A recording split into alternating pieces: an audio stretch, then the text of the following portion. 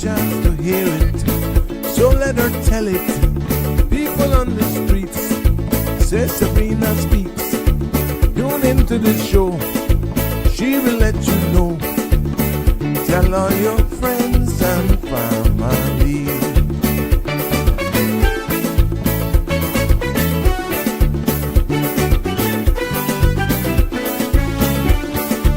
Real talk is no joke. You get the news straight up from grassroots and concerns. You can hear with some people gone.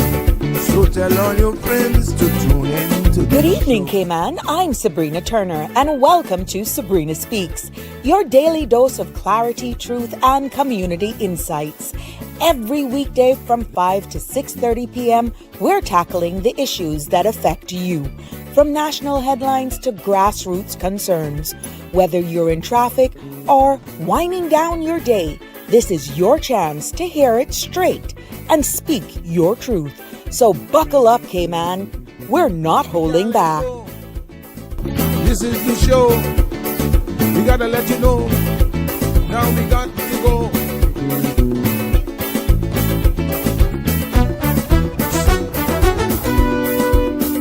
And now here's Sabrina.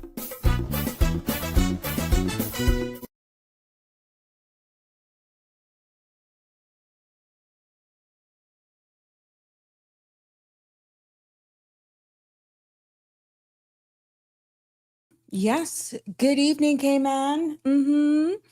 And to our Sabrina Speaks family tuning in from near and from far. Sorry for that little delay there. I must say I'm feeling much better today. Thank God I sweat like a bull.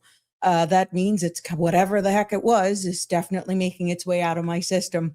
But tonight we are tackling a subject that is as uncomfortable as it is necessary, and that is workplace bullying.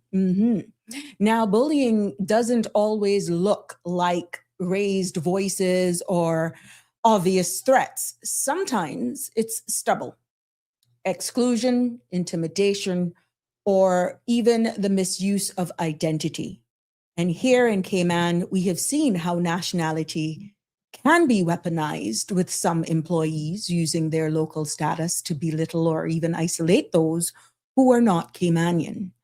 And on the other side, employers themselves may use the pressure of today's cost of living crisis to bully both local and foreign staff, cutting hours, unfairly threatening job security, and or exploiting vulnerabilities. Yes, this is not just a Cayman issue.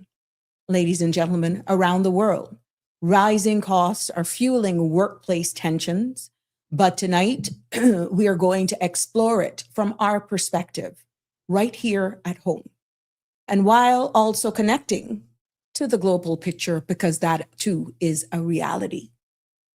And I want you to be a part of this conversation and have you felt the pressure, excluded, or even intimidated to even work because of where you're from or because of the economic stress that you may be facing? Call in and share your story. This is not just a Caymanian voices. This is everyone who is living, residing, working here in our beautiful Cayman Islands, because bullying thrives in silence, but it weakens when we shine a light on it as well. I'm Sabrina, and welcome to another episode of Sabrina Speaks, Voices of the Islands, Conversations for the World, the podcast where voices rise, stories unfold, and inspiration takes center stage. The content you're about to hear, including any discussions or opinions from myself, guests, and or participants, is intended solely for informational and entertainment purposes. It is not a substitute for professional, legal, medical, or financial advice. So I encourage you to consult with a qualified professional for your specific concerns. Now, Bridge Media Limited and all of its affiliates disclaims all liability for any decisions or actions taken in reliance on the information presented. 345-936-8255 is the number to call and be a part of the discussion. It's always very lively, and I'm seeing it even getting more active and livelier. What I will remind you, respect is always due. Yes, welcome, welcome, welcome, one and all. And you know how we do it here. I like you to know what's happening, what's going on here. Something bumped into this. Give me 1 minute.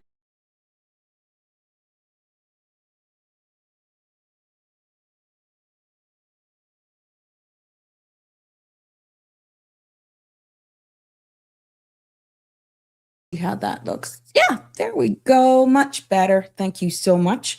Let's give you and let you know what's happening with the weather, because I'm hearing, yes, thanks and compliments of the Cayman Islands National Weather Service, that we have a northwester, yes, knocking on our doors. The forecast for tonight calls for fair skies along with light and variable winds, and smooth seas are expected across the Cayman area for the next 24 hours. And that's due to a slack pressure gradient. Now, fair skies with a 10% chance of showers, temperatures will fall to the low to 70s, and winds will be light and variable, less than 5 knots. Now, seas will be smooth with wave heights of less than 2 feet. Sun will rise. Sun will set this evening at 6:06 and sunrise tomorrow morning at 7:02. Now, the outlook, as I said, is for an increase in cloudiness and showers late Thursday as a northwester approaches the Cayman area. That will bring with it fresh winds, and rough seas are expected on Friday associated with this feature.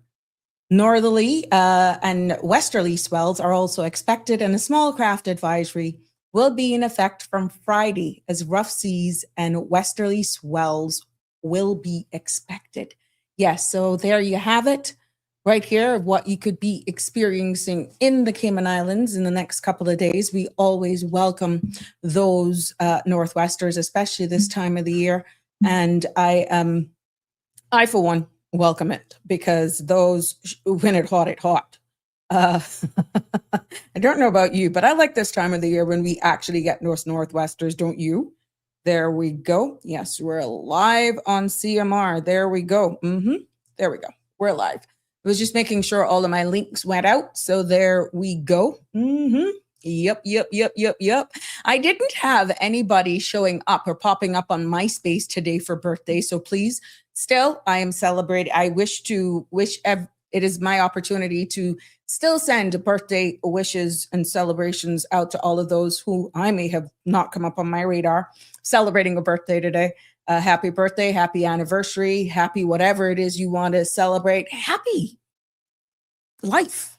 Happy. I am feeling better today. I must say, much, much better than the past 48 hours, which were rough. Oh God, it were rough. But yeah, no birthday shout outs, but it gives me an opportunity to also shout out to the Slay Beauty Bar and the crew. And not because Anto is not there. I remember you too. I am more than overdue, long overdue. Do not zoom in, Carol. Just don't do it. Yeah, I'm calling you out. But it's good to be back with you here on this Wednesday. And I am happy to get into this topic, but there's so much, oh my God, going on in the world and in the region. You know, we got to do the headlines as well, but not before acknowledging those of you who are actually commenting to let me know that you're here. Marshall, good evening to you as well. It is a pleasure to always have you the front of the class. Damian Henry is also with us. It's so good to see y'all. Connie Bonnie, yes. And Jimbo is ready. Oh yeah, my boy's ready. Let's talk bullying in the workplace, but not before tackling what's going on in the world. Jimbo, I know you disconnect, but you know what? We're just going to keep it real with what's happening here. And just before going live, I told you, have you heard segment, which is actually, I've been getting some good feedback on that. With what's happening here, regional and that sort of stuff. It's a lot going on, regional and around the world. It's just dominating everything. Hey, Abby, how you doing, girl? I hope good to have you with us. Always like your feedback as well. So yeah, what we're seeing, breaking news today, and what I'll be showing you is breaking pretty much in real time. And it's almost like I can't keep up. Every 5 minutes or seconds seems like, You're hearing bing, bing from one media. And again, that is the nature of what I do. And I try to keep abreast with everything that's going on and highlight it definitely to you. Some are hard hitting, some are international, some are on the other side of the world, but there are far reaching implications with the term geopolitical tensions and environment that we are now living in, that even though we're in the Western hemisphere, anything right now, we're all realizing every day based on conversations how connected we all are.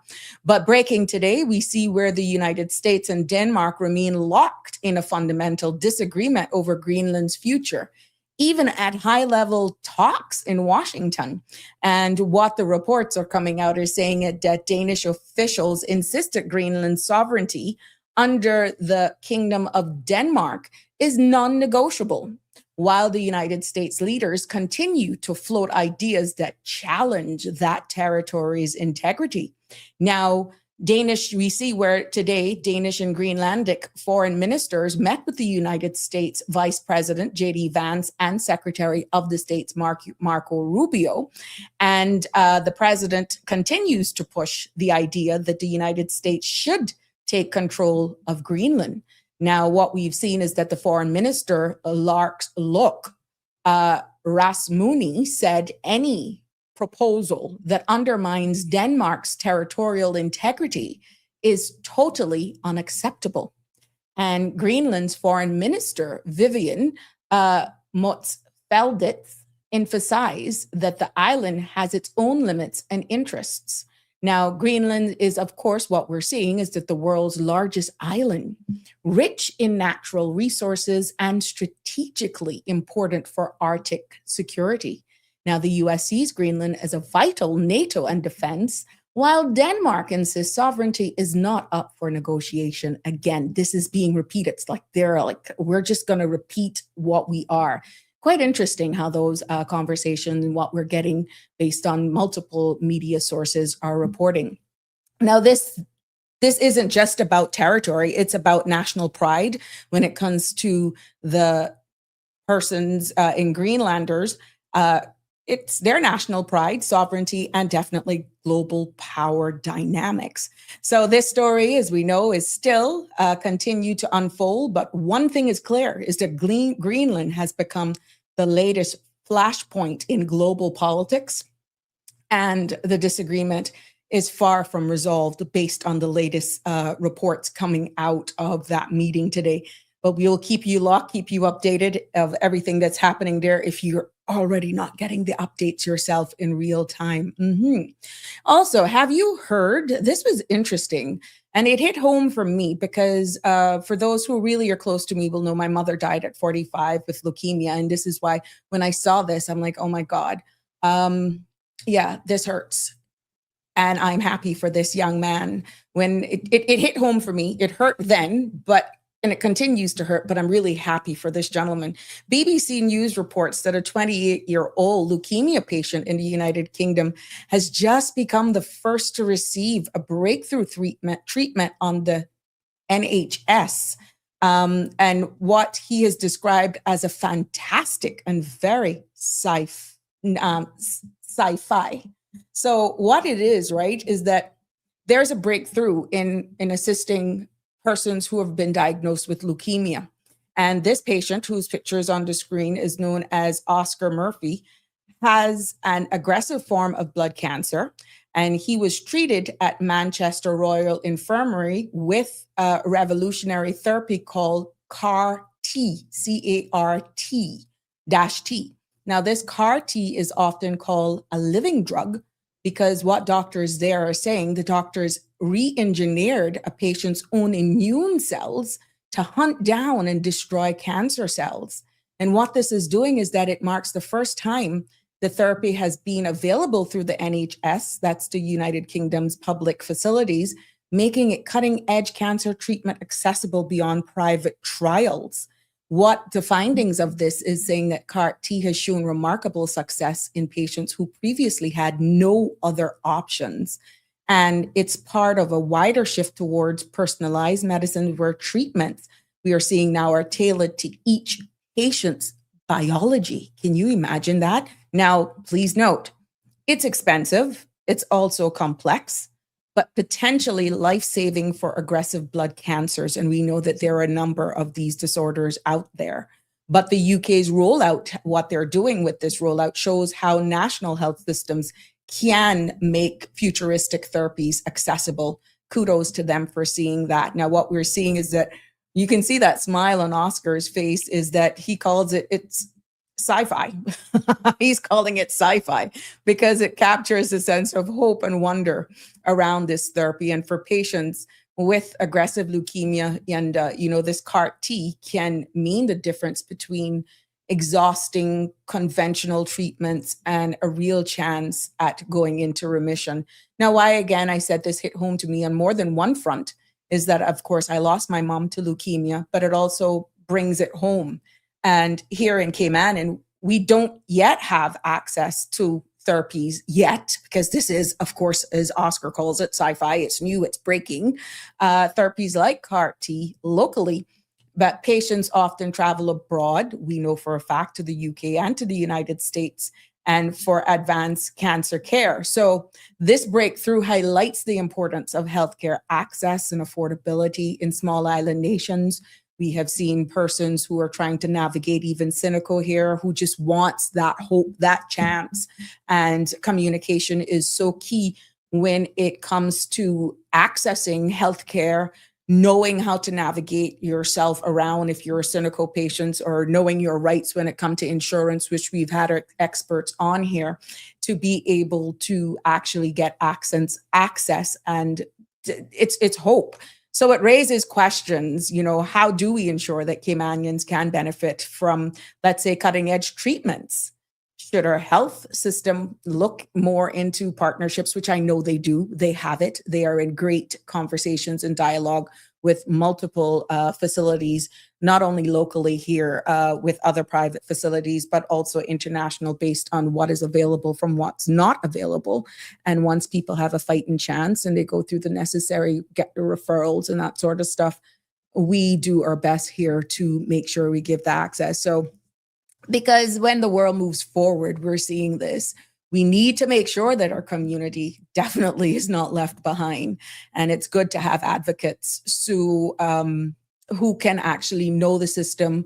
It's good to just understand it. And we continue to educate. I know as the former minister, that was my life, is just accessing or helping people navigate the referral process, getting in contact with the CMO and all that sort of stuff. It can be nerve-wracking. That's life.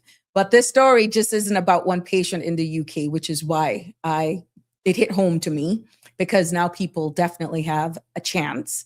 But it's about the future of medicine, where we're going, and it could be for other treatments as well. And whether small communities like ours will also have a chance to share in that hope as well. So if you didn't know, there you do. Congratulations, Oscar, all the way here from the Cayman Islands. And I wish you all the best. Look at that smile. That's priceless. That's a smile of hope. There we go. Somebody gave him a chance and he decided to just go for it. There you go. Also, have you heard again? And on my way up to the studio, I heard it flashing on the news before I shut off the TV downstairs. But definitely by the time I got up here and on my screen, I saw where Forbes was reporting that the United States may strike Iran in the next 24 hours. Here we go again. Like, what the heck? Now, this is breaking international news, and it could have major consequences. Here we go again for global security. Yes. Yeah. And what we're saying is that the US officials are signaling that military actions against Iran is possible in the immediate term. Now, what we're noticing, based on all news media sources, and especially international sources, is that the tension follows escalating disputes over Iran's regional activities and nuclear ambitions. And a strike within 24 hours would mark a sharp escalation in already strained relationships, as we can see. Now, what has also put some more truth towards this breaking news is that the US, other media sources are also reporting that the US has begun evacuating some personnel from its air base in Qatar and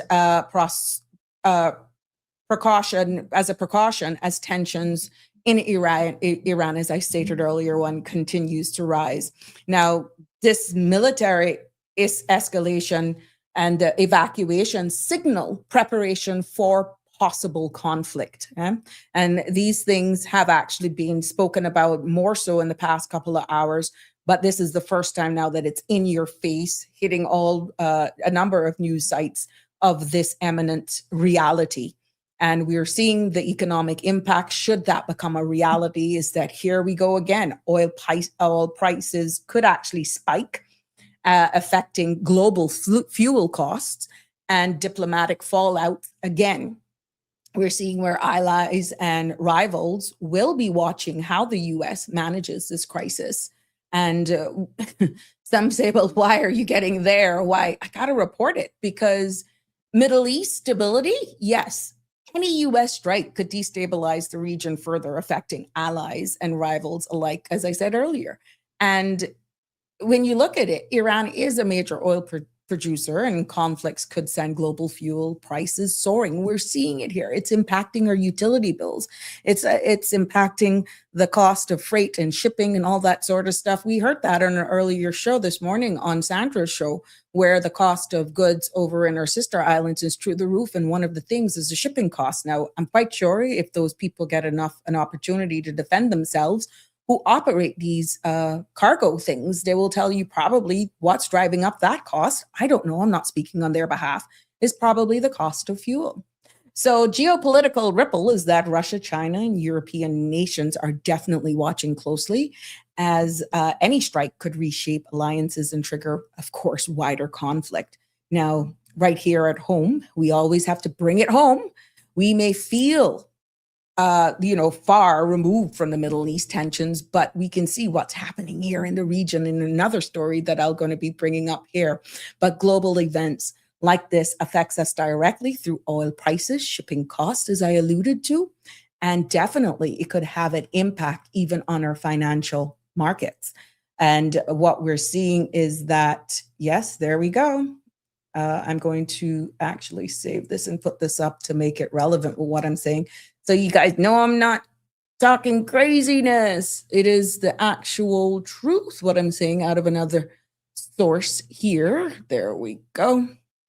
Yeah, that could mean, here we go again.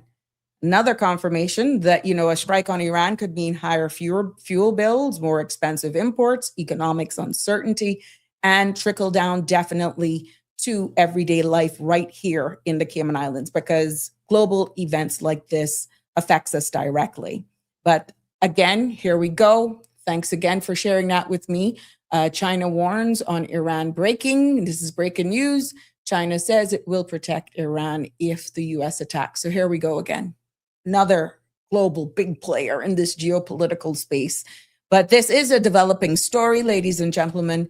And the next 24 hours could be pivotal, 24, 48, 72. Once there is a risk, every second actually is pivotal. But we'll keep watching on how this unfolds, because what happens, as I said, in the Middle East doesn't stay there.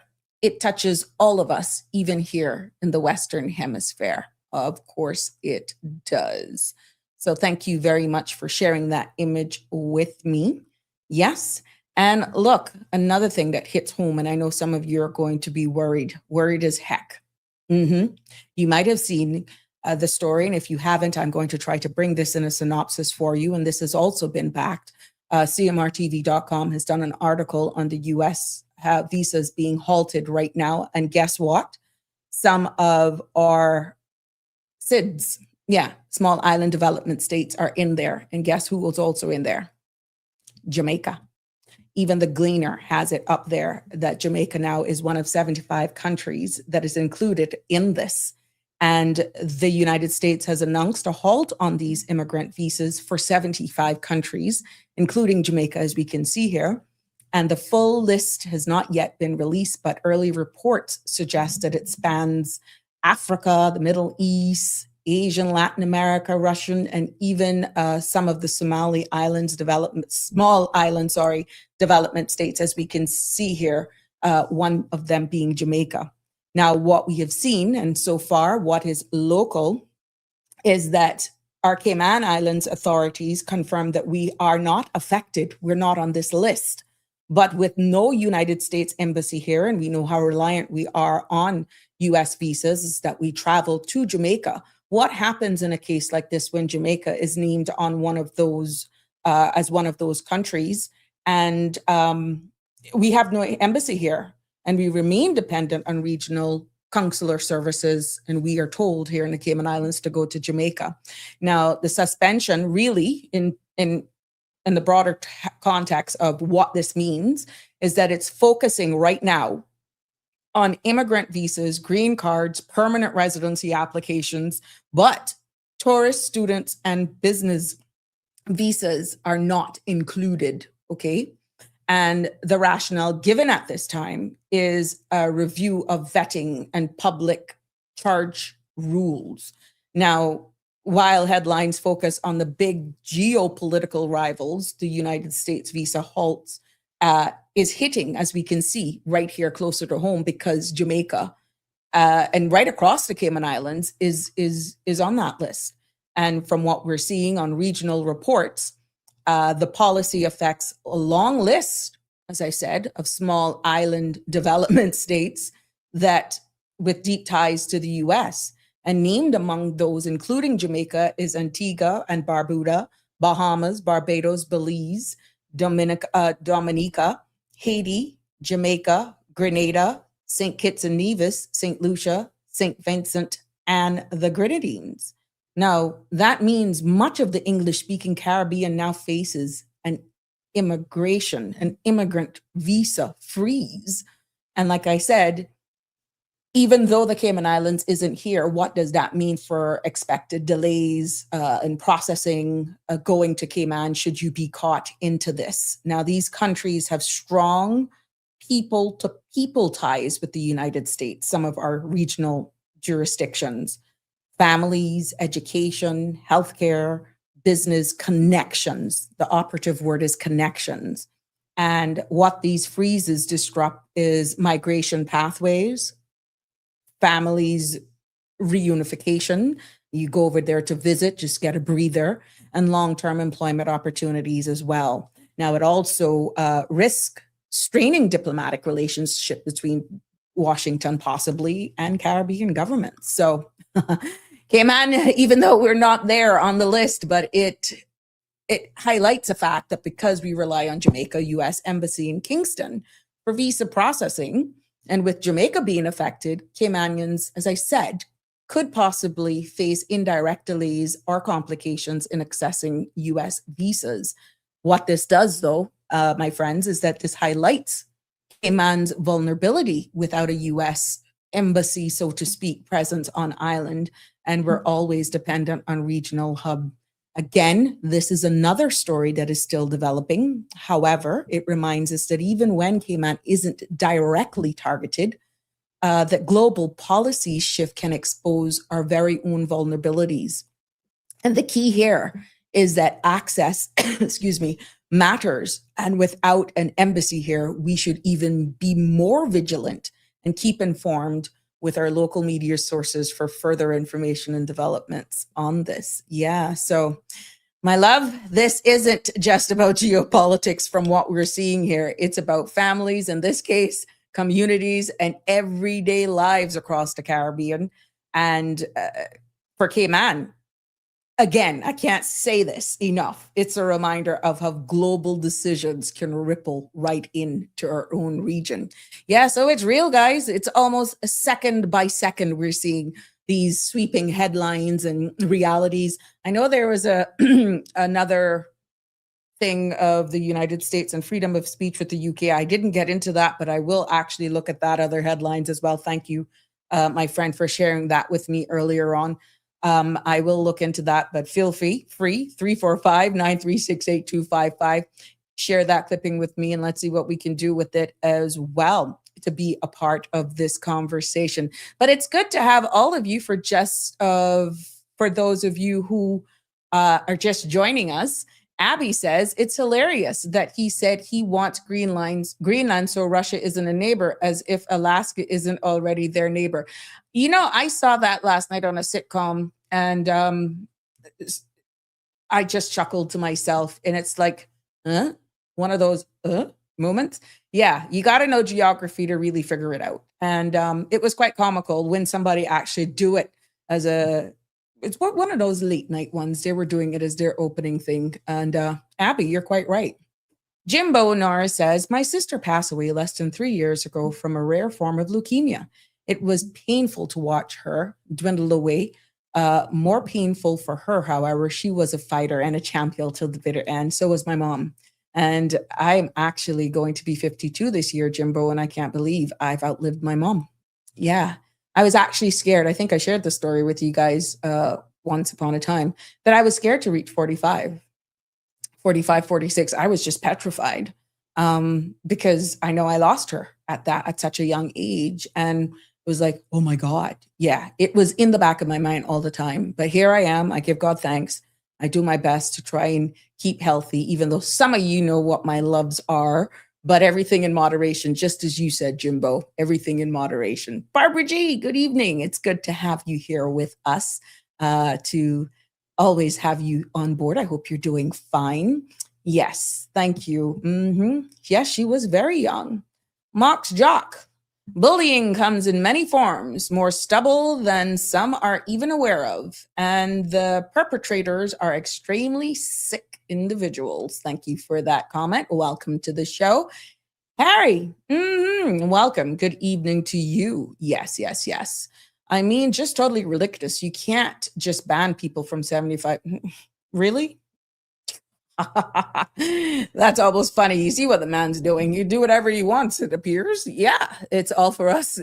Harry, I could be honest with you. What it's showing is the strength in numbers and how many of the small island developing states and also world leaders, how much who are willing to stand up to protect their sovereignty and to just band together. We know that here in the Caribbean, we are limited because we're so small, but we're giants in numbers. So the UK controls foreign policy, so does the Cayman Islands. Ever ask the British Foreign Office to do something for them? Or is most of it done through Jamaica? The British Foreign Policy, so does the Cayman Islands. So the UK controls, okay. Cayman Islands have a British Foreign Office, something for them, or most of it is done through Jamaica.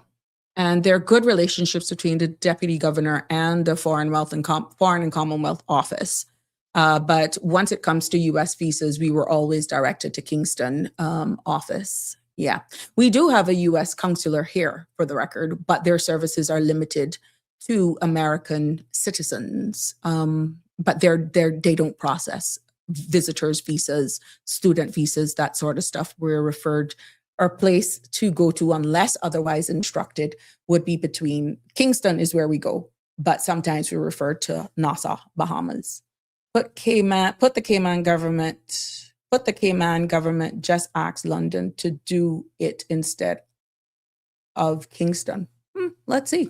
I'm quite sure our powers that be are doing what they have to do. Connie, you something else, live happy. The Iranian people deserves freedom. They do not want to be Muslim. They know Islam is false. They have been saying it for years. This is the young generation fighting for freedom and water. Freedom and water. Okay, live happy. Connie Bonnie, what a bangarang. I can actually hear you saying that now. I can't help. Real Michelle says, hey, how are you? Welcome to the show. I can't help but find it very interesting that Cayman is excluded from the list. I wonder why. What I'm hearing is we are British Overseas Territory jurisdiction. That could be the reason, but I'm not speaking on behalf of any of the powers that be. Thank God we're not. So far, so good. And I guess we are, I don't know. It'll be interesting. But this is one time you're glad that you're a BOTC. The real Michelle, this is one of the things that that hit home when I saw that breaking news, when we said whether or not independence or remain a dependent to the UK as a BOTC. When you look at those countries in the small island states, No BOTCs on it, right? They're all independent CARICOM. Some of them are CARICOM, if not all. So it's a bigger question at hand, and it all depends on, I guess, on how you play the game. Speaking for those at the very powerful, the very, very top, you just give God thanks that we are guests playing by the rules and we're doing what we're supposed to do, not to say we're pointing the fingers at others, but I'm quite sure there's a bigger reason behind who's on it from who's not. We just have to make sure that we keep our eyes on it and give God thanks every day for us remaining in the good graces and being blessed to be in the Cayman Islands. And it also speaks, I feel, a lot of the governance that we have, some structures. And this is why a lot of people speak out when they see certain things slipping away, even though it's a few in number and we say people are scared to speak up. But when we see things going one way, against constitutional right, against or rights and privileges, people have a voice to speak out.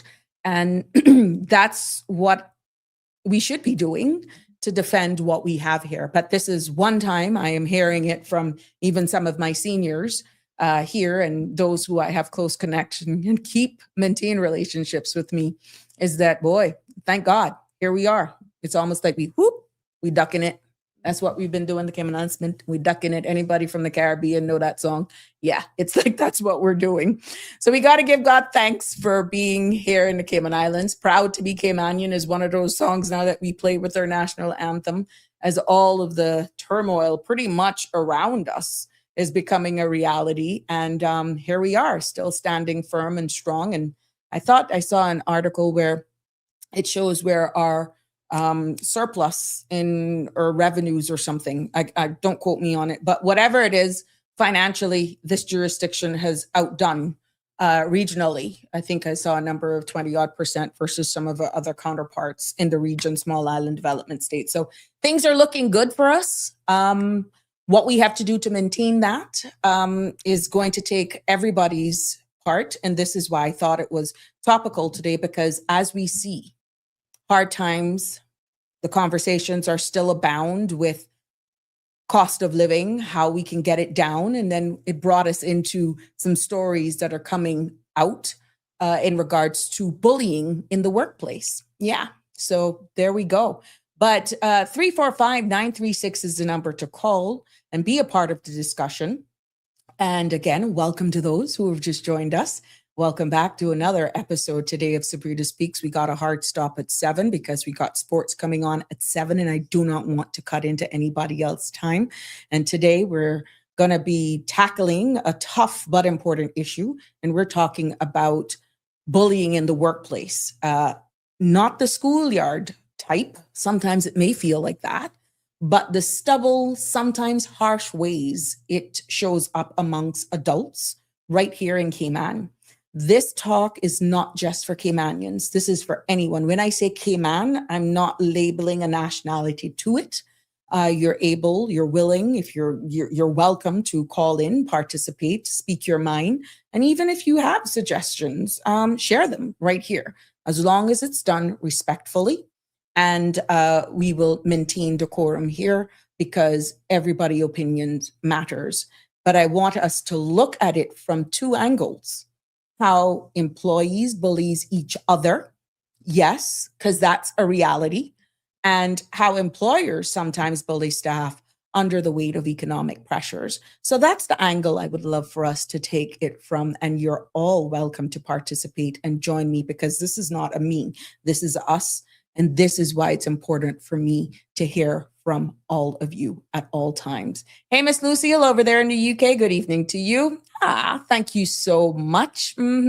Thank you very much, Miss Lucille. All the best to you, and I hope you're doing well. I know it's cold over there. Real Michelle say, keep ducking with both eyes wide open. Voices are heard, hard to hear amidst the noise and false veil of this thing called freedom of speech. That was exactly one of those articles that was sent. I was tagged in on Facebook, something about that, and what the President of the United States was saying, something in the UK I'm gonna get at that. I'm gonna look at that, and maybe I can cover that tomorrow and what that means, break that down for you, because I think that's signaling something. And again, because it is the United Kingdom, how can that trickle down here to us at the Cayman Islands, Real Michelle? So that's exactly what that article was. So much stuff coming in, to be honest, and you just got to almost separate beautiful lies, ugly truth. It's good to see the young Iranians standing up to the evil regime. However, it's sad that they have to do this. They don't have a choice. I hope that that'll never get to us here, to be honest. And this is why, gosh, but it feels like these people that part of the world have been fighting from a time I could come up to understanding and being aware of what's happening in the world. I mean, you always heard those part of the world constantly fighting. And oh my goodness, it's like from generation to generation. And I hope to God that that never is the case here. But if we don't start speaking up, my love, oh my God. Keith, how are you, my dear? Trump and the military intelligence know that Russia has plans to attack the United States, and that is why they need total control of Greenland to build their military base there. Well, how quick that can go up based on the look at the pace and things are happening, Keith.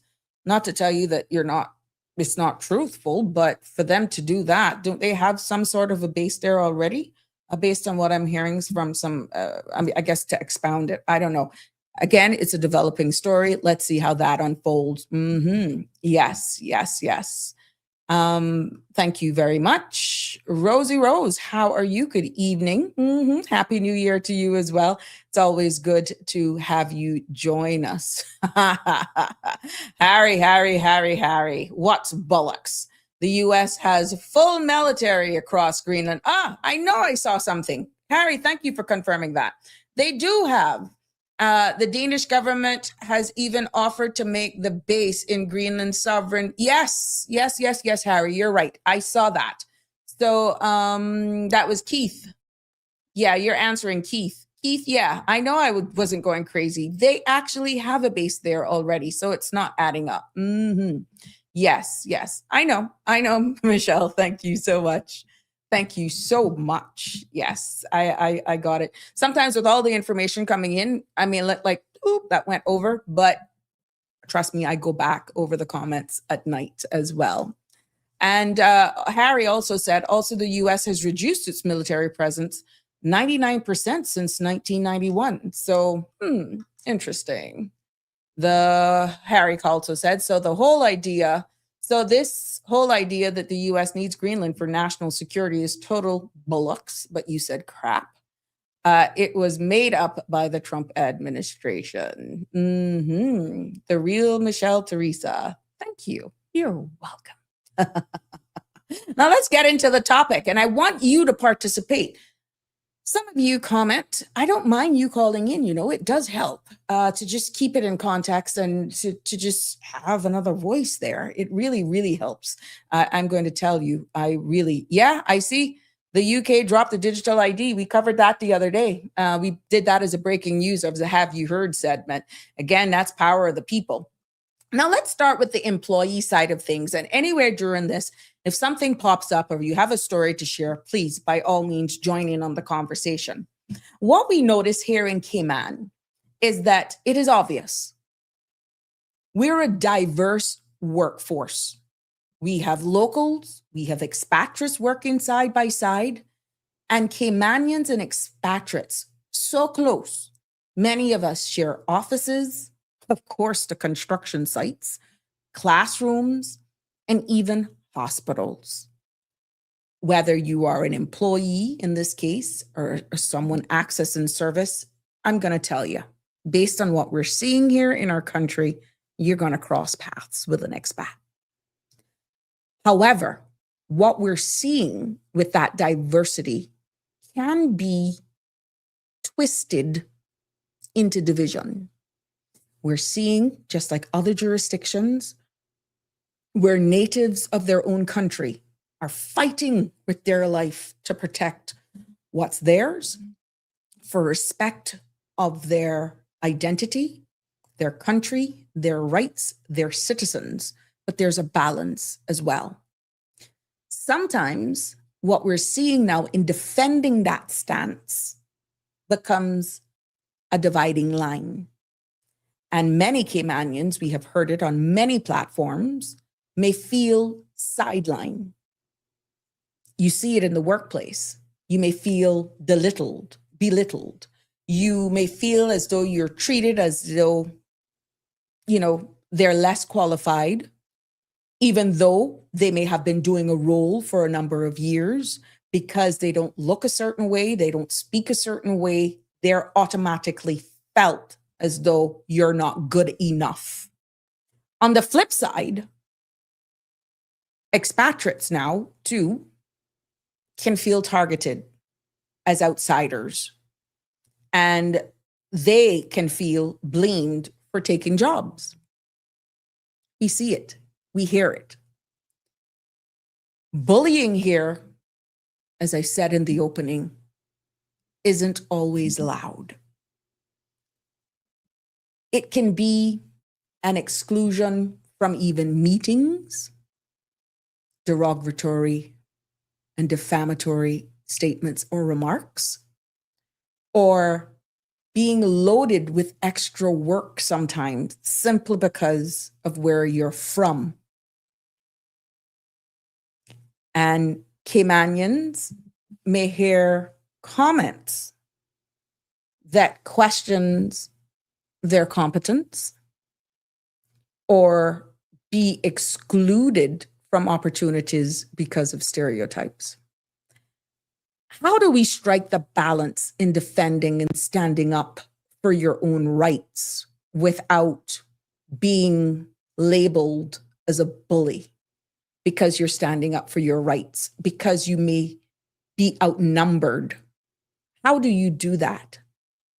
And what we're also seeing is expatriates may be ridiculed as outsiders because they were favored for a job for whatever reasons over a Caymanian. Where the Caymanians are lashing out is that they're saying we're seeing far too much of us being excluded, far too much of Caymanians not even being given a chance. And that's where then we're seeing a fight back in nationality becoming a power tool. And it's used to elevate one group while diminishing another. What is so interesting with how it's unfolding, though, as we can see, based on talks, based on, I'm seeing reels being posted of persons lashing out, is that it's the same thing from both sides. It's the same thing being tossed from the locals and the expatriates. Now, let me just give you a little story. A Caymanian employee told me that they were repeatedly left out of training sessions, with colleagues joking that locals don't need development. What is your take on that? Is it because a lot of the managers are not originally from here, and Caymanians then are felt that this is your home, I may come from a different side of the world, it's harder for me to live in another man's country, so let's exclude you, let me build myself up? Devil's advocate here. That's not fair. Straight up, when I heard it, it's not fair. This Caymanian was left out of training sessions. And it was like, where do I go? Who do I turn to? Because everyone that I go to, they weren't locals, so they felt that they would not have been understood. That's the dynamics in the workplace. But on the flip side, I also heard from an expatriate worker who described being mocked for, one, their accent, because they actually were working hard. They were actually being favored of elevation. And they also were told that they never truly belong here. Why are you here? Whilst one, the Caymanian or Caymanians, not all, would walk around almost just saying, I am from here. Who are you? It is almost like having the conversation about religion and politics. It's really hard. When you have a local who almost is weaponizing, as I'm saying, because I'm Caymanian, that they just go around dropping that word here and there. But yet, when they look at themselves and their behavior in the workplace, it is actually leaving a bad taste in the brand Cayman. Because when you look at job performance, they're not on their A game. They're not on their A game. So it is a balance. I'm not telling you that Caymanians are not sidelined. I have worked in organizations where I've seen it myself, surrounded by locals. And amongst ourselves, we're actually fighting down ourselves. And it's obvious one has the ability, the workman abilities to do the job, but for whatever reason, you've been kept back because you're really not liked by a supervisor or one has been there longer than you. But when it becomes a nationality struggle and you're going to use the brand flag of Cayman just to bully people, when you take stock of your attitude, this is not coming after Caymanians. This is specific to a particular story that was shared with me. You do not reflect the entire Caymanian workforce. And I'm not going to stand here and say that far enough Caymanians have been pushed aside and feel as though they're less just because. But a lot of the times, it's because they're outnumbered in the workplace. And this is why we have had an immigration reform that is trying to curtail that. But at the end of the day, if you ask some of our Caymanian employers, which I've had multiple conversations, even those persons who need minor repairs around their homes, they would prefer to call a reputable company versus a small mom and pop Caymanian-owned company to say, let me help my own. There's always a delay. There's always some excuse, or it started and not finished. And sometimes based on who you are calling, the fees is just astronomical. Taking it back to the workplace now. This is not for or against any nationality. This is just, we have to survive, both as employees and employers, and we have a job to do. But weaponizing yourself as being Caymanian, not coming to work on time, always bullying in a subtle manner your co-workers, even some of your own Caymanians, is not a good branding on us as well. I'm not here to scold a soul. I'm just here to put it into perspective. Because more and more, in certain industries more than others, there's one thing about standing up for your rights. There's one thing about defending your job over these foreigners. But there's another thing when it comes to self-reflection as well. There are a lot of Caymanian employers out there who have had and who has some excellent Caymanian employees. But you see the thing called familiarity, it kind of sometimes take away from what you're supposed to do. And with expatriates who doesn't know who their employer is, they don't have that childhood connections, you will find that their work ethics sometimes are better than locals because of familiarity. That, my friends, is sometimes because of the very same size and nature of our small island development countries. This is nothing wrong. It is common, sorry. It is common in our jurisdictions. It is very common, but it shouldn't be used. It shouldn't be used to bully. And I am telling you, if this stone has hit you, even your Caymanians are a little disappointed in that workplace with how you're behaving yourself. And I am quite sure you know exactly who I'm talking about. I have got numerous of complaints. And this thing of this badge of honor, waving this Caymanian flag of being proud, yes, I'm the first to be there. But you have to be careful how you're doing it. Because when you're looking for help and support, you're going to be alone. And I think that has become a reality. Good evening, caller. Welcome to Sabrina Speaks. What's on your mind? Good evening, Sabrina. I am so I feel very bad to interrupt your role there. I think you were hitting all the right notes, asking the right questions.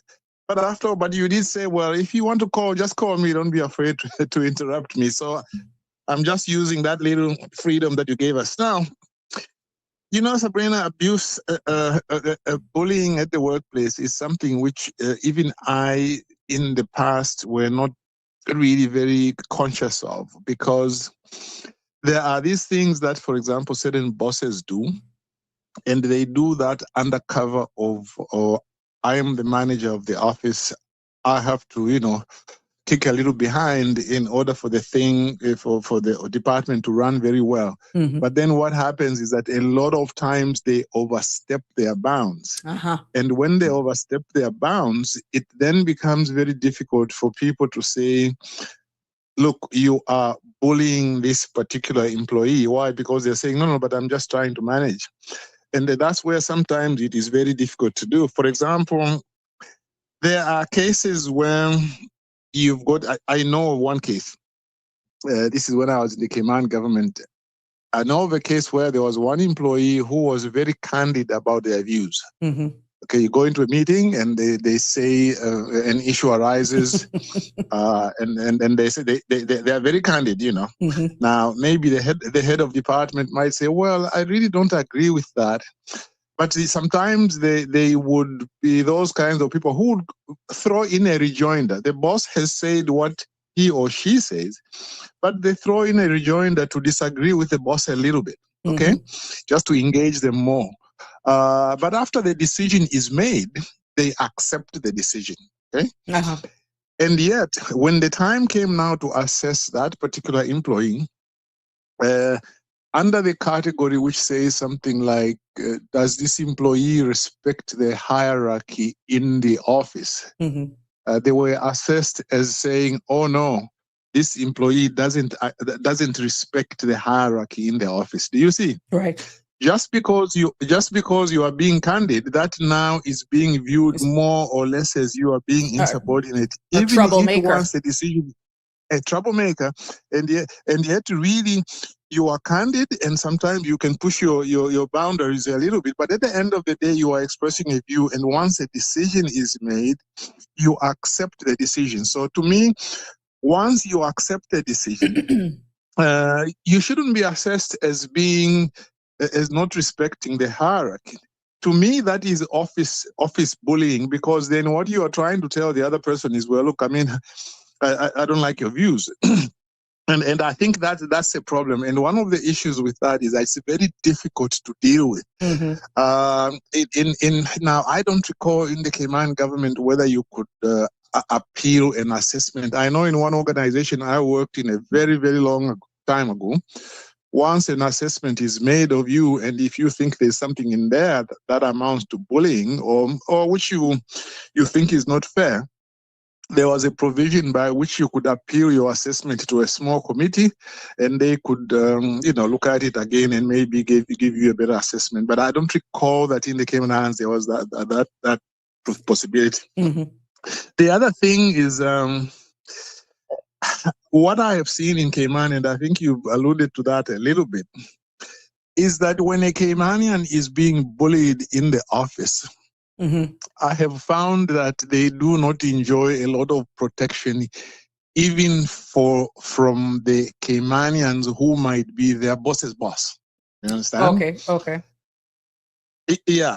Because I don't know why this is. I don't know if it is indeed in Cayman culture. I'm slow to say it's in Cayman culture. I think it is more that the fewer Caymanians there are in the office, the workplace, the fewer Caymanians there are, the more likely that even if they are being bullied, their fellow Caymanians, even those, as I've said, their bosses, are very slow to come in and say, no, you can't do this. It's like, so well, we don't want to. What you're describing to me then is that more than likely the Caymanians would side with the foreign nationals and not defend that Caymanian. Is that what I'm getting? Exactly.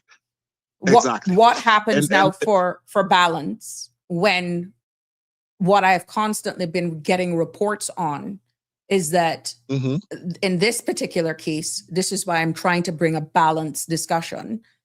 There's one individual who constantly goes around flaunting, I'm Caymanian, but when they do self-check, it's like they're weaponizing that nationality of being Caymanian. So it's not like they're performing to the best of their ability either. Yeah. What happens, and that's becoming very toxic. And I have got numerous reports, numerous. It's actually a bullying till even Caymanians are not are not liking the way the individual is conducting themselves, because it's also giving a reputation on them in this particular organization. Yes, that can be a problem. There will be those people who think, or at least behave in a manner suggesting that they enjoy, or rather that they do not have to conduct themselves in a certain way because they are Caymanian, it's my country and so on and so forth. But again, that is something that you can be assertive about without crossing the line. Right. You see, part of the problem in the Cayman Islands is that, Caymanians have been forced to apologize for being Caymanian. Correct. For years. Now it's reached a boiling point where we're almost apologizing for defending ourselves, which is why I'm trying to have a balanced discussion, but seeing the realities from both sides. Because I know genuinely in some workplaces, Caymanians have had to stand their ground to defend their right to fight for promotion. And it is real. It is real. But then on the other hand, you have those who are not performing, who are weaponizing it. And it continues to give the Caymanians who are really working hard a bad name. Yeah. And let me give you an example of a case where a Caymanian, in my view, was bullied, was never defended by the boss's boss. And last time I heard about that matter, that hasn't really stopped. What happened with that Caymanian is that they came to a certain department. They wanted to learn a particular kind of job. And then the head of department told them, okay, let me tell you, let me be more, I won't mention a name, but let me mention this happened in the department I used to be in, but I won't mention a name. What happened was a person came in and wanted to learn how to write legislation. They had done some court work, but they wanted to see if they could learn how to write legislation to see if they would like it. Right. When they came in, I told the head of department, I said, you know what, I haven't trained anybody for a long time. Can you give me this person to train?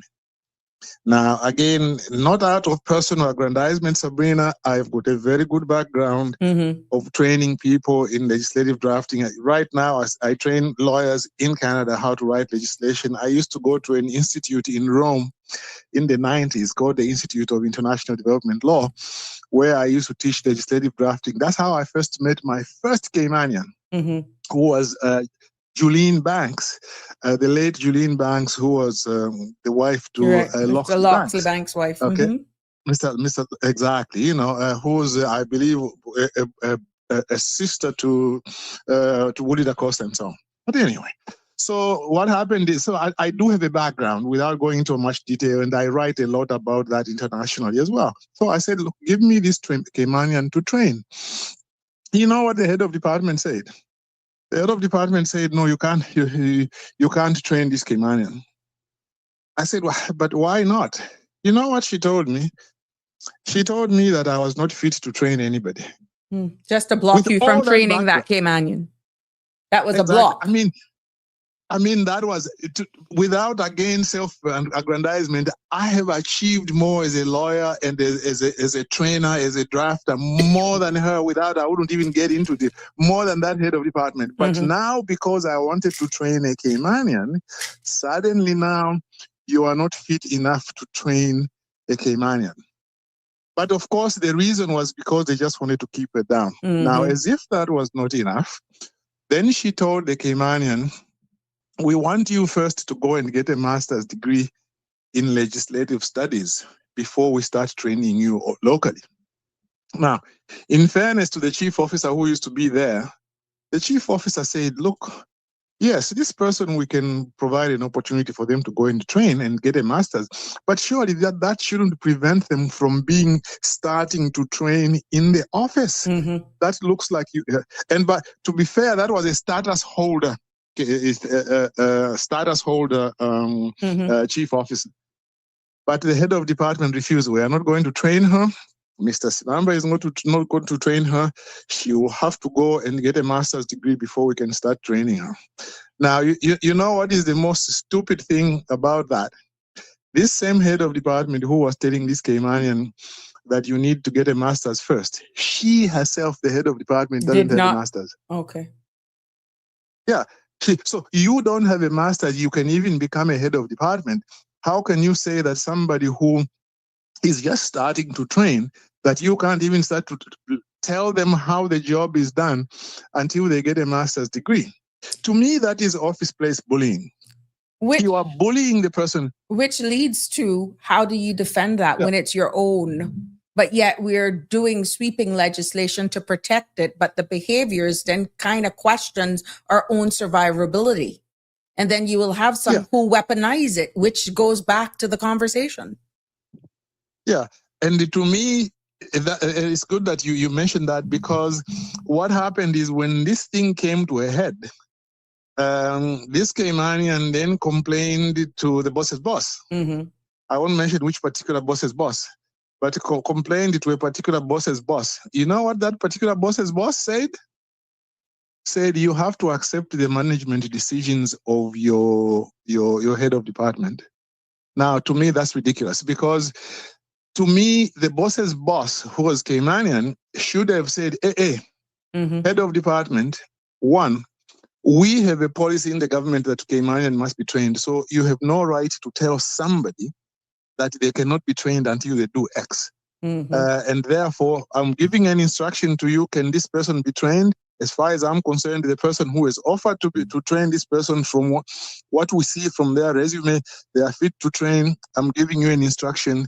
Can this person begin to be trained? That's what I expected the boss's boss, who's Caymanian, to do. But she just said that the boss's boss said, in defense. Yeah, in defense. Yeah, you know, but the boss's boss just said, well, just accept those decisions. It was one of the first cases, Sabrina, which got me into this issue, because I saw my Caymanian friends being persecuted together with me, with all my background. I was also now being told that you are not fit to train anybody, when arguably, I was the best qualified legislative drafter, and certainly the best known in the Commonwealth in that office. And yet I was being told as well, you have no, right to, you've got no competence to train anybody. So those are the issues. So to conclude this segment, there is a problem, I think, among certain Caymanian bosses who don't know how to protect their turf. Yes. I'll give you they don't know how to protect their turf. For example, one time another big boss was asked, why are you spending money training expatriates? You're spending government money to train expatriates. You know what this Caymanian big boss said? said, no, but I can't stop anybody from being trained. What do you mean you can't stop anybody from being trained? In other countries, it's a policy. You do not use local money to train an expatriate. Like an expatriate is supposed to come to your country to do two things. One, to do the job that a local can't do, and where there's a Caymanian to train that Caymanian. So there is a lack also of proper ideological direction. I really very much agree with Roy Borden on this. Lack of ideological direction. I would love to take some Caymanian bosses to the country where I came from, which is a so-called independent country, how we used to do these things. Let me mention also, I loved hearing a number of Caymanians on radio recently saying, why are you asking us? Why can't you? If I say that I'm as a Caymanian, I'm entitled. Yes, there are certain things I'm entitled to as a Caymanian. It doesn't mean that I don't have to work hard and so on. But if I am qualified to do a job, and I am entitled to it before the foreigner takes it. I mean, so entitlement is there, but it has to be the right kind of entitlement. Yes, I'm entitled to be considered first and to be given the job if I'm qualified, but I'm not entitled to a job that I'm not qualified for. And this is one thing that I really hate when I listen to people sometimes talk about entitlement, because it all depends on the balance, because what we're seeing right now is nationality. We're seeing the impacts of divider and morale suffering because of nationality. When it's used as when your nationality is used as a divider, you realize the impact that it has on morale and the environment, even in the office. Yeah. You know, in Canada, you can't draft legislation for government unless you are a Canadian. They don't say that a Canadian will be given preference. They have just got a rule that you can't draft legislation in Canada unless you are a Canadian citizen, period. Okay? Why? Because there is a way they see that job should only be for Canadians because of its sensitivity and the need for people who are doing that job to be loyal. But if you look at Cayman, there is apparently no appreciation of how important it is that those positions such as DPP and other civil legal jobs in government should go to Caymanians. Look at today, they had the opening of the Grand Court, right? And I watched a lot of that.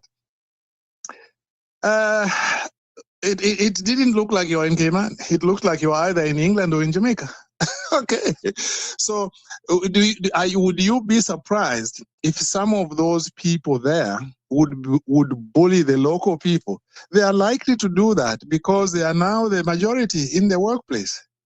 And that is a problem. But let me see if I can mention some other thing which is related to this same bullying thing. But I wanted to tie that into what we're seeing with the climate of cost of living as well, and even from the perspective of employers, into seeing, and we're seeing where a number of our households now are under tremendous strain because we're seeing the talks are still about cost of living and all of this. And we don't know what persons are shouldering. What you were speaking to in regards to what you experienced in your previous roles, how much years was that? And here we are in 2026 with the global geopolitical tensions, where the realities of cost of living not going anywhere, and we're still fighting to hold on to a job, remain relevant in our roles, fight for upward mobility, and fearful of not being accepted. Yeah, you see, for me, I see the way I see some of these things is also there is, the government is trying to do its best to improve cost of living and those things. But the other thing that I find to be a problem is that some of the institutions in the Cayman Islands who are bullying people. I think some of the prosecutions that are done in the Cayman Islands, they are intended to bully people. Okay? I will mention the current prosecution of Sandra Hill. I think is an attempt to bully people, and I think that the state's power should not be used to bully people. Do you feel that is why people are remaining silent and like public speaking right now? It's like they're intimidated. Exactly. And I want to touch this range of laws in relation to what you've just raised. You see, there are these laws which are on the books, such as the harassment law. Mm-hmm. The harassment law, which is section 88A and 88B, uppercase A, uppercase B of the Penal Code, is a very broad law, just like section 90 of the ICTA law, because they say that you cannot use by any writing, electronic means or whatever, you cannot harass somebody else, intentionally or unintentionally, you cannot harass. Those are very, very broad laws. And they tried to get Sandra on that in the case that she won. And what the court there said was, look, these laws are very broadly stated. So you have to be careful the way you apply them. Sometimes you can find that what somebody has done, like it satisfies the ingredients of the offense, but still you have to say, if we charge them, is that really proportionate considering what happened? And they laid down a very detailed test. I would urge people to go to Sandra's show from Monday.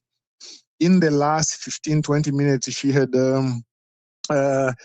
a little lesson there of how the court dealt with the matter, and it's not done in a legalistic manner. It is done in a very nice. It's done nicely for everybody to be able to understand. And to me, the people who are bullying at the moment more than anybody else, it is the institutions themselves. Last week, who's running those institutions and who's head of their human resources many a times are either persons who have acquired Caymanian citizenship by way of the PR system, Caymanian status. And sometimes many of HR professionals are not even permanent resident holders. And I know go ahead. Yeah. Okay. Yeah. They are not, and this is why this immigration law does not quite do what, in my view, I think it should be doing. But remember, this is only phase one. This is only phase one. Yeah, it's only phase one, but already what they've reduced to writing and cast in stone, some of it is not really right. But some other people might be able to speak to that. Now. Last week, there was, this week, I think it was last week or this week, CMR carried a story about how a court issued an order against me to say that I was stalking somebody and all that. And to me, that prosecution was a bullying exercise. It was a bullying exercise. In a nutshell, basically what happened is very simple. It's very simple. I'm in a strata. I own some property there. I fell into arrears on some of the strata fees. We went to court. They were trying to sell my apartment. The court said, no, you've got no authority to sell the apartment. And then after that matter ended, this lady continued, who was the executive member of the committee, continued incurring bills with a lawyer while making further attempts to sell my apartment. Okay? She was incurring bills. I mean, they came to something like 28,000, and she was just incurring. And every time she incurs them, she would send them to me. Every time she incurs them, she sent them to me. Now, I also took the department to the strata to court for trespassing on my property. I also won that. And I was awarded costs as well. So in other words, I owed costs which were still to be assessed, and the strata also owed me costs to be assessed. But before they were assessed, this person was sending me these as bills which I should pay. So what I told her was, look, lady, you've got a right to send me bills to collect monthly strata fees, which are being paid slowly so that they can be eliminated. I have no problem. That's your job. You have a right to do that. But don't send me these other bills, which are legal bills, because you are incurring them. They have not been approved by the court. In fact, we had a hearing, which is still pending, where we are supposed to go to court so that these can be assessed. So you can't send me these bills because they are not yet legal. You know what she did? For 18 months, she kept sending me every month these bills and incurring even more and more. Eventually, I lost my temper. I gave her some choice words. After I gave her some choice words, she goes to the police. The police issue an arrest warrant against me without even talking to me. Then after they issue the arrest warrant, as if that's not enough, then she went to court through her lawyer to say that I was stalking her. Now, that's where the discussion now is. When we went to court, what did the judge do? The judge says, well, yes, you were stalking her. You know what I told the judge? I said, Judge, what she was doing in sending me bills which I did not owe, that amounted to harassment under Section 88A and 88B of the Penal Code. Okay, she's not supposed to do that. Particularly, she was asked to stop doing that. She did not stop. She continued. I asked her repeatedly to stop. She did not, and eventually I got mad and I had some very choice words for her. Now, they used those choice words for her to say you are stalking her. Now, what I told the judge, I said, you know what, before you decide whether I'm stalking anybody or not, you have to comment on her behavior. Do you think her behavior was provocative? You know what the judge did? He totally ignored the way she behaved. He totally ignored that. He basically said, well, she was still acting within her power. She wasn't acting within her power. That is fucking, that is stupid for the judge to say that, because you do not have power to try and collect fees which you are not owed. Okay? To me, the judge misused his authority. He was basically trying to bully me into a position where I was supposed to accept that whatever somebody does, I cannot be protected. And so what I have done is I've appealed that matter. I think it is a case of both the police and the judge bullying a member of the public in a matter which is very simple and straightforward. And by the way, I tried to have her charged for sending me those bills. You know what the police told me 2 days ago? They told me, we can't charge you. We can't charge her because this is a civil dispute which was taking place around the strata matter. But then when she went to the police and they wanted me charged, they charged me. They didn't tell her, oh no, this is a civil dispute. We can't charge anybody criminally. You see what I mean? In relation to the same matter, they told me they couldn't charge her. Why? Because it's a civil dispute. But when she went to the police, they would charge me because they said, well, this is a criminal matter.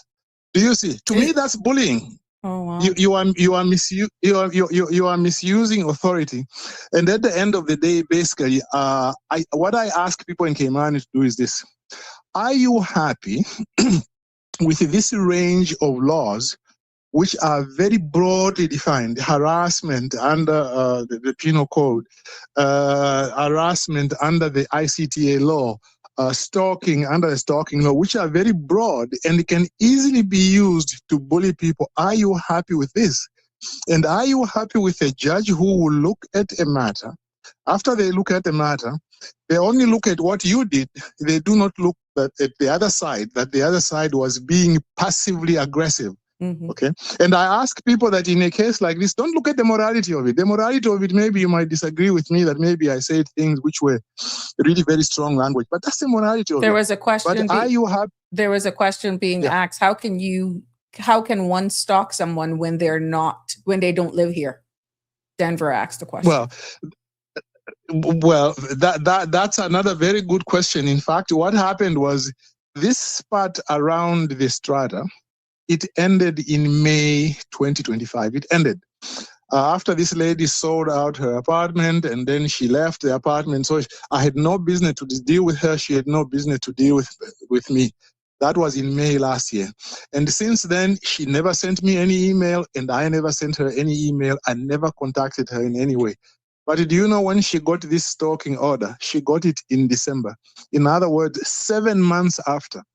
How many people have had a spat which ended 7 months after, and then a judge comes up 7 months later to say that we want you to be arrested, and also that there should be a prohibition against you getting in touch with her? I haven't been in touch with her for 7 months.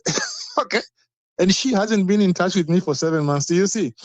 So people should ask themselves, do they want these kinds of laws to remain on the statute book without some checks? Do they want judges who are operating in these offices to behave in this way? And the other thing I'll tell you, Sabrina, I asked the judge, I said, okay, I'm filing an appeal regarding this matter. Can you give me a record of the proceedings?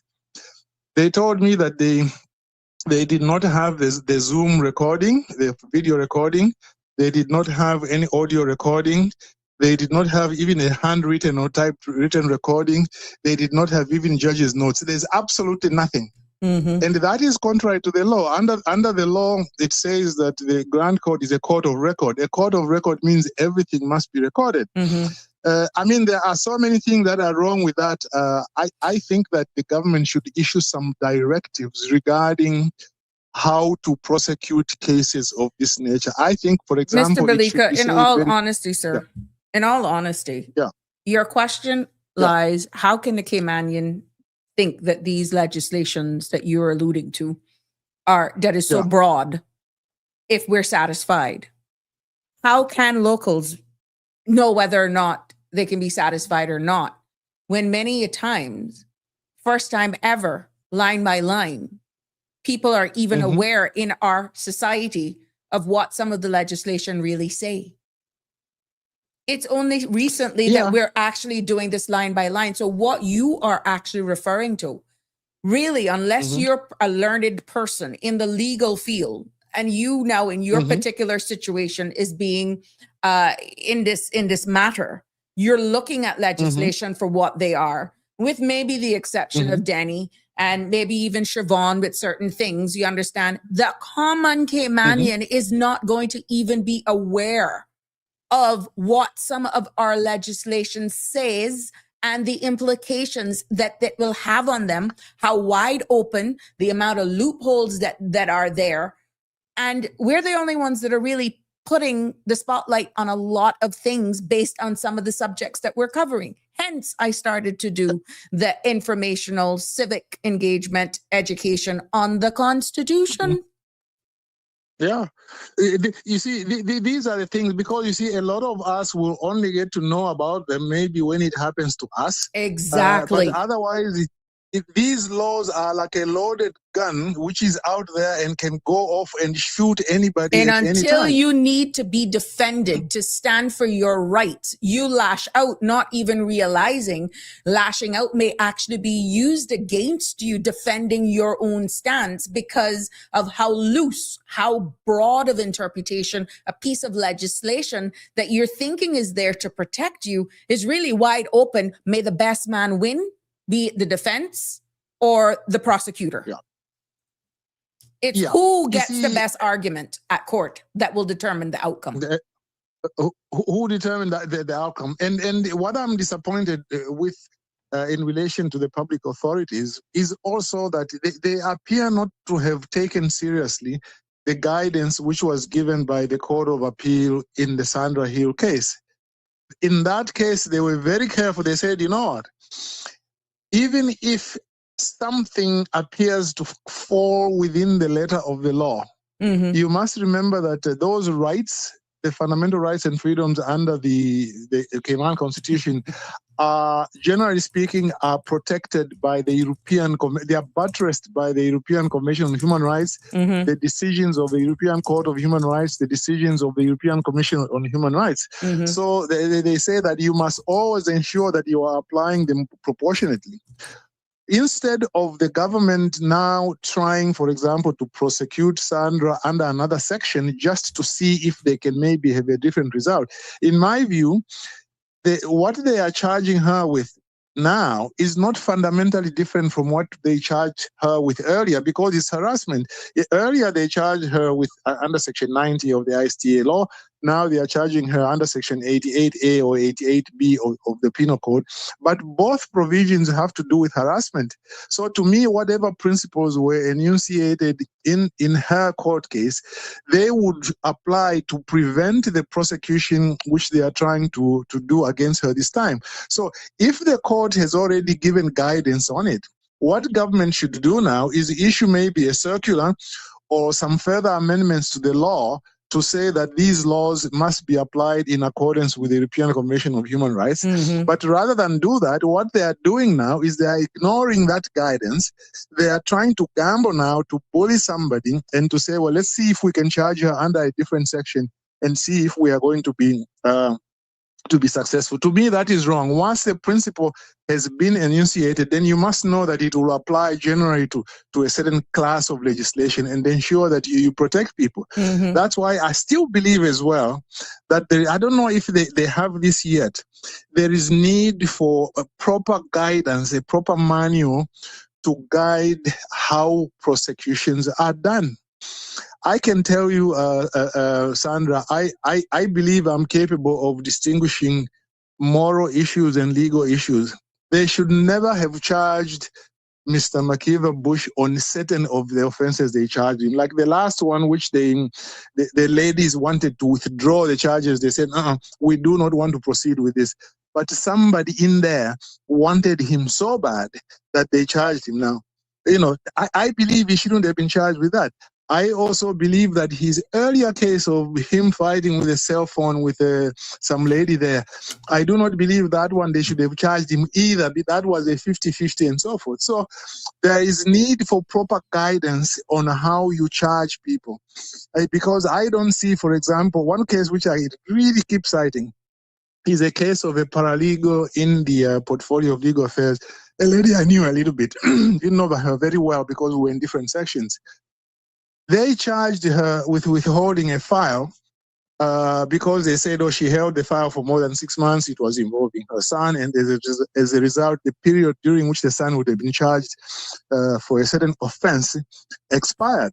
But you know what happened? When she got that file, she went and disclosed it to her supervisor. The Crown Counsel said, this is a file, it involves my son. And, like any mother, she went there and she begged and pleaded, please just warn him, don't prosecute him. But she disclosed, I have this file and here it is. But then eventually, she held on to it until the 6 months expired. They charged her with breach of trust. Mm-hmm. First of all, I do not think they should have charged her because she technically, she may have committed the offense, but she disclosed to her superior, and her superior is the one who's supervising her. So if they wanted to charge somebody, usually you charge the bigger fish, don't you? Right. They should have charged him, or they should have charged both of them. But they decided to take the path of least resistance. That lady had been there for 20 years. They ruined her career. Why? Because there's no proper guidance or proper attitude to ensure that, prosecuting decisions are exercised in a manner that is reasonable, in relation to people. Just how you're describing that with the general laws, it goes back to exactly what we're saying here with the bullying in the workplace, because I saw where there was a question asked, where do I go? Where do I report workplace bullying? Now that would be they were specific, not in breach of labor law. They were specific with workplace bullying. Where do they go? Yeah, like where do they go? That's very interesting because I know that it's not for not giving vacation. It's not for working overtime and not being paid. It's not for, in breach of pension or you understand? It was specific. Yeah. Where do you report workplace bullying? Bullying, yeah, because my first line of inquiry would be to check the civil service. To me, it would be Labor Board, the DLP. To me, it would be the Department of Labor and Pensions. Yes, I know there's some court cases where they have said certain people can go to the labor boards. But I think in the government, there's an appeal process there, probably the Civil Service Appeals Commission. Now, in other words, it depends whether you're in the private sector or civil servant, right? And what we're finding right now with where we're seeing tensions heating, where the climate is becoming almost in some cases uncontrollable, is when, let me see if I can add another WhatsApp call, is when you're private sector. Oh Lord, I think I cut him off. Jimbo, I put you on and I cut off Mr. Balika. That's what happens. Oh, sorry. But I think what in continuing with the conversation, I'm feeling what is happening right now is in the private sector is the amount of weaponizing is the word that I'm using is happening right now. And people don't know where to turn and it's becoming rather toxic. And that is what we're feeling. Go ahead, Jim. Weigh in because Mr. Hey, how are Balika you, can call Sabrina? back. I'm fine, thank you. Better today, I must say. Excellent. You sound better, but you always sound good. Thank you. No, when you're asking where do you go, I mean, from my experience, it's very frustrating. You know, things happen at work and you want to make reports. You have all the documentation, you've got pictures, you've got everything, and you take it to the Department of Labor and Pensions, you take it to WORC, and at the end of the day, what happens? It's very frustrating. It's very grueling. It's time consuming. You have to be on it and stay on it. But at the end of the day, what do? Slap somebody on the wrist. So, you know, from my experience and what was happening, there was every breach that you could possibly think of with the labor law and the bullying that was allowed by his girlfriend, who was also on a work permit, the staff was just ridiculous. So people were just constantly being used and abused, and nothing was really done. He did get a fine, which from what I heard, wasn't a very large fine, but then he also lied to Sandra when he contacted her to let her know that everything I had to say was nothing but a bold-faced lie. But I had all my receipts. To show otherwise. Right. And she told him that he could come on the show. He could bring his receipts to back his statements up. But of course, he didn't have any receipts because he was a liar. But you went through the whole process through the Department of Labor and Pensions, connected all the dots with your receipts and everything. And what you have shared this experience on this platform in the very earlier days. What would be your takeaway synopsis from that? All I can say is I was really, really disappointed. And what I knew when he asked me to stay on after the business was sold to him, he only had residency. He did not have status. How he ended up with status after the report, or I don't know, but it just seemed a little odd to me because I was put off and put off and put off. And then all of a sudden, after all of this happened and I got answers, he had a status already granted, so you couldn't even put that in to be used as something for the board to consider because it was still a pending matter. It was, and it kept on being delayed. Your case was a pending matter, yeah. It just kept on going to this department, to that department, to the other department, and nothing was being done. I had to make multiple phone calls. I was questioned numerous times. You know, I had given everything and anything, but you know, at the end of the day, little to none was done. He's still in business. He's still doing whatever he does with his unscrupulous behaviors, business matters. And it's just very, very frustrating to think that you can have all the information, you can take it and go through the proper channels and do what you need to do. But at the end of the day, are the people in these places doing what they're supposed to do? Which would be what I refer to as the gatekeepers, going back again to the enforcers of the legislation and not working in silos.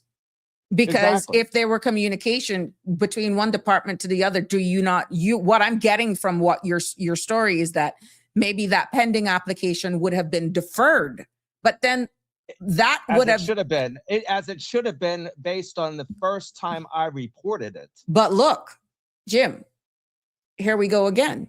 The law and the mandate of the board, the Status and Permanent Residency Board, in regards to this matter, is that they are making a decision based on the information that is before them at that time.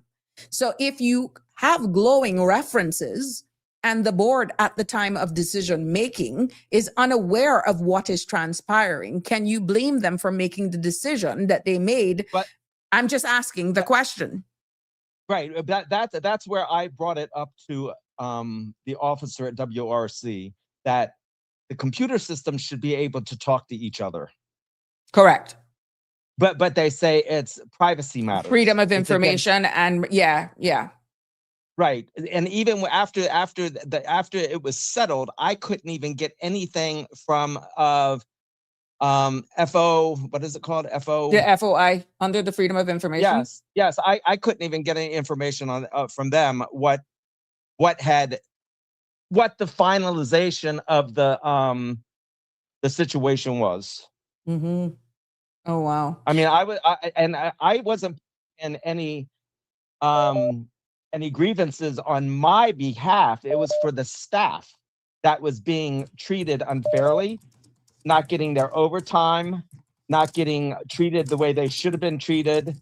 You know, it was just crazy. It was absolutely crazy, insanity. And I can understand why people don't pursue doing what they need to do because of the outcomes. But then that is where public forums like this, and you actually proving a flaw in the system, that highlights the importance of one department speaking to the other. And then you have legislation that protects the information. This department saying, well, this is my information. I cannot expose this information, is where we have to, and it goes back to what Mr. Balika was saying, the legislation, the regulations. Yeah. And I'm going to be very honest with you. Working in silos don't help situations like this. Because to me, a part of internal investigations and due diligence should actually be done across government departments as well, to see if there are any, especially the DLP, if there are any pending cases that, let's say, person A or organization B that this person has a vested interest in has any pending cases. Because when you look at the criteria for one to decide on an application, be it permanent residence, status on the grounds of residency, naturalization, or descent, or whatever, it does have the guidance and guidelines, and character, conduct, and all of those things are used to be taken into consideration. But if the departments, and in this case, the boards, the secretariats, are not, for whatever behind the scenes, have information, sharing information as a part of the due diligence process, besides that of a medical and a police record, this is what's going to happen. Yeah. So like I said, he got a slap on the wrist, he got a small fine, and back to doing business as usual. And it's most unfortunate because what he did to staff was outrageous. It should have never happened to the staff. And allowing his girlfriend, who, like I said, is on a work permit, to do what she did and get away with what she did was just absolutely mind-boggling to me. And that's where it all came to a head between he and I. I literally stepped out of character during all of this and let him have it. I'm glad he wasn't standing in front of me at the time, because I would have probably been arrested. But do you see the personality that brought out into you? And this is what we're probably seeing into certain other workplace environments where somebody has reached a boiling point. And it brings out a character, not that we're defending it, Jim, you understand? But I can see it from both sides. And then you have a system, having a system that doesn't appear to really be doing what it should for its people, is where people or Caymanians and anyone who need protections based on legislation are feeling, what's the sense? Well, here I'm going to go back to immigration. Here we've allowed so many different nationalities come into the country and to take over and run certain things in the country. And that's where I think the Caymanians are having difficulty understanding and feeling left out and being kicked to the curb. Well, I can say the same thing for the U.S., Sabrina. The immigration was a free-for-all. And now, because of what's happened and the fraud, the just all the stuff that's going on in the U.S. Mm-hmm. I can understand why now there is such a major crackdown on immigration. The U.S. or the American taxpayer is not being taken care of. Everybody else and their mother is. Mm-hmm. Right. And that's what I mean. People can say what they want to say. I'm not a Trumpster. I'm not over here rah-rah-ree for Trump. No, but I understand the situation with the immigration right now, crackdown in the U.S. Right. And people need to understand, if you don't live it, breathe it, eat it, see it, you don't understand it. No. And I know how it affects the American people. I know how it affects the elderly. I know how it affects the children. I know how it affects the homeless and the veterans. There we go. One who feels it knows it. So here in Cayman, there's certain things that have happened through the immigration process that has kicked the Caymanian to the side, and it's about the almighty dollar in a lot of ways. Yeah, it's going to be. It's who you know as well. It's who you know as well. We're at a crossroads for sure, and we're going to need togetherness for this, and we're definitely going to have to keep our eye on the pulse. Accountability keeps coming up, and where there is immigration and legislative period reform, we have to make sure that we educate ourselves, give a fair chance to ventilate it, and be listened and felt, feel as though we're being heard and our voices matter. Thank you, Jimbo. All right. You have a good evening. Everybody else, take care. Yes, thank you. Always appreciate your participation. Bye. Bye-bye. There we go. I know Mr. Belika, we got 10 minutes, so let's get him back to wrap up. Yeah. Sorry about that. Real Michelle says, thank you, Jimbo. That look at that Jimbo is sticking. Hi, sorry about that, sir. We got 10 minutes. Well, no problem. In fact, I was really interested in what your previous caller was saying because you see, he has been there the way I have been there. Correct. You see, he was. If I can just begin with the last point that he made, where he said, "Well, look, people in America might like Trump or not, but this immigration matter has got to a point where even those who don't like him, they think that."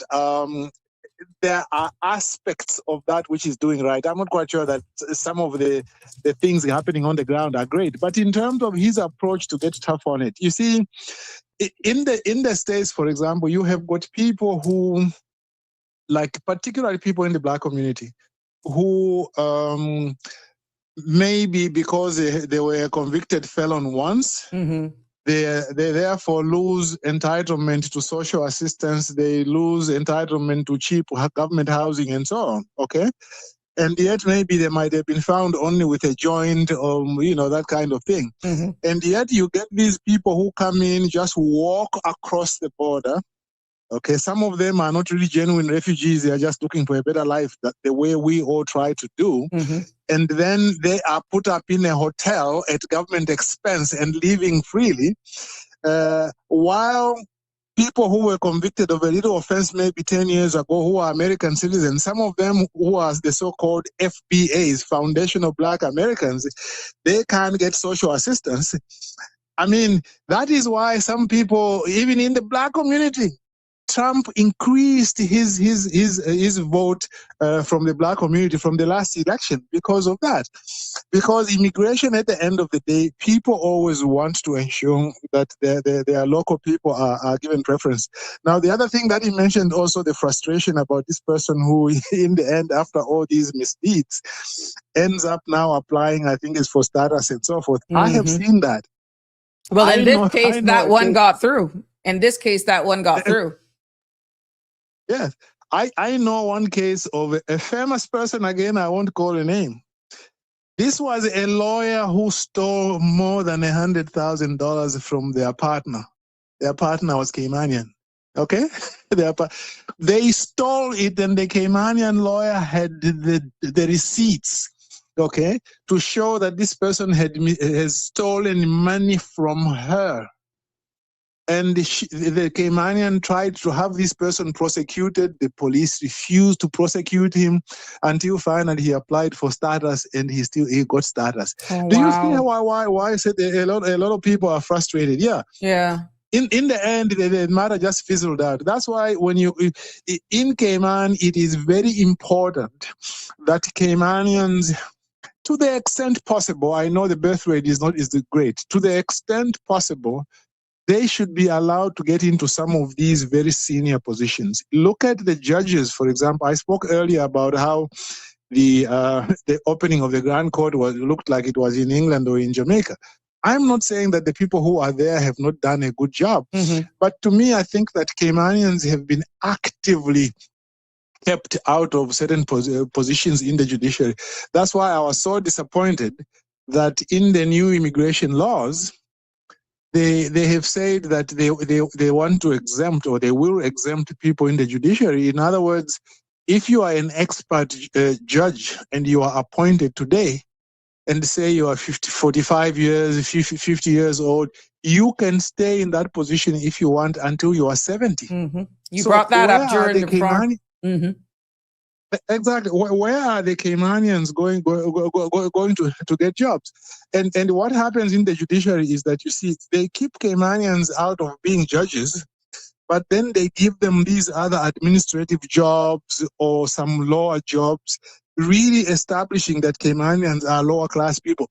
I will have to mention the name of Suzanne Bothwell. Suzanne Bothwell could even have been Attorney General, but they never gave her even a position of being Assistant Attorney General, Deputy Attorney General, or even Solicitor General, nothing. And all those positions, I know that Caymanians applied for those positions. But because there are some people who don't want Caymanians in that position, Suzanne then went to the judiciary as courts administrator, which was a promotion. But as a young lawyer at that time with about 16 years experience, young in a sense, I'm sure that she didn't want to do an administrative job, but she ended up there. And then one or two judges' positions opened. They went to two different people. And then after a little while, only to find that she had resigned and she had left. To me, that is somebody who, like, the politicians could have even worked it out in such a way to say, look, why don't we make her a judge now? Once she is a judge, maybe in 4 or 5 years, we can create a position of Deputy Chief Justice. She could become Deputy Chief Justice. That's what they do in other countries.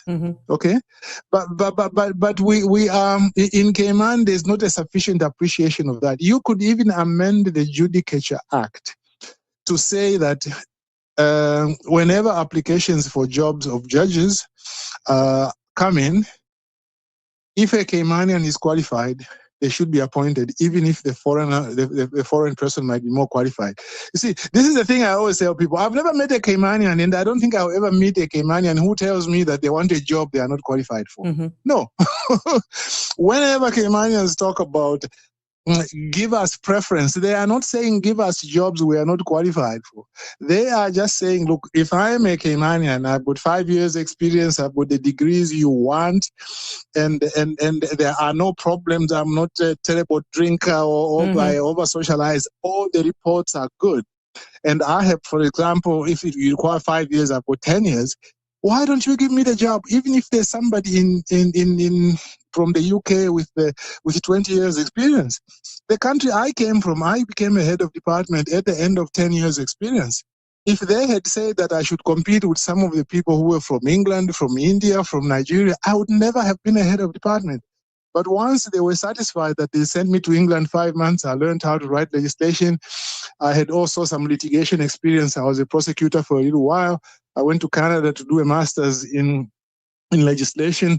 Then I came back at the end of 10 years of training formally as well as working in the office. They gave me the job, and I grew in the job. But in Cayman, we don't do that. In Cayman, we tend to feel, okay, if it's somebody from outside, they don't need to qualify. Let me mention the one which I think I've mentioned this before. You remember the last? You got 1 minute. The 1 minute, yeah. The last, who is the director of the chief fire officer?